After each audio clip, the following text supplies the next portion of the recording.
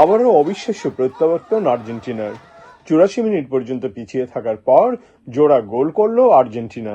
দুটি গোলই এলো মেসির পাস থেকে। পরপর দুবার ফাইনালে আর্জেন্টিনা। আর্জেন্টিনা জেতাতে আমরা অনেক খুশি। ইনশাল্লাহ আর্জেন্টিনা চ্যাম্পিয়ন হবে। আজকের সেমিফাইনালে জেতার পর আর মাত্র একটি ম্যাচ। ফাইনালের সেই ম্যাচ জিতলেই বিশ্ব চ্যাম্পিয়নের মুকুট ধরে রাখতে পারবে আর্জেন্টিনা। আর সেই লক্ষ্যে দৃঢ় প্রত্যয়ে এগিয়ে চলেছে আর্জেন্টিনা। আজকের খেলা আর্জেন্টিনা উইন করলো, ফাইনালে তো আর্জেন্টিনা খেলবে। আমরা আশা করি ফাইনালও আর্জেন্টিনা আসবে। আটলান্টা স্টেডিয়ামে অনুষ্ঠিত ম্যাচে আর্জেন্টিনার প্রতিপক্ষ ছিল ফুটবল বিশ্বে থ্রি লায়ন্স নামে পরিচিত ইংল্যান্ড।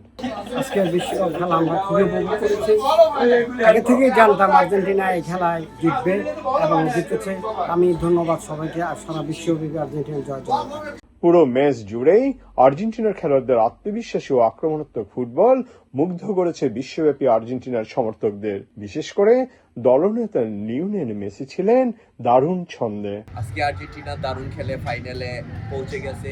ইনশাল্লাহ আমাদের ফাইনাল নিয়েই মেসির হাতে এবার কাপ শুভাবো। ও মেসি কাপ। বিশ্ব ফুটবলের দুই পরাশক্তির এই ম্যাচ ঘিরে উন্মাদনা ছড়িয়ে পড়ে নিউ জার্সির আটলান্টিক সিটিতেও। ম্যাচ শেষে আর্জেন্টিনার জয় নিশ্চিত হতেই উল্লাসে ফেটে পড়েন প্রবাসী সমর্থকেরা। আনন্দ উৎসবে মুখর হয়ে ওঠে পুরো আয়োজন।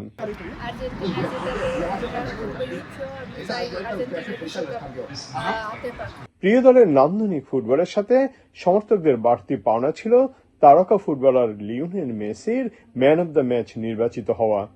আমরা বাংলাদেশ অ্যাসোসিয়েশন অফ কমিউনিটি সেন্টারে আর্জেন্টিনা এবং ইংল্যান্ডের খেলা দেখতেছি এবং আর্জেন্টিনা জিতেতে তাকে আন্তরিকভাবে অভিনন্দন জানাচ্ছি। ম্যাচ শেষে সমর্থকরা আশা প্রকাশ করেন আর্জেন্টিনার এই জয়যাত্রা ফাইনাল ম্যাচও অব্যাহত থাকবে এবং শেষ পর্যন্ত বিশ্ব চ্যাম্পিয়নের মুকুট ধরে রাখতে পারবে দলটি। Subrata Chowdhury, ATV USA, Atlantic city, new jersey, America.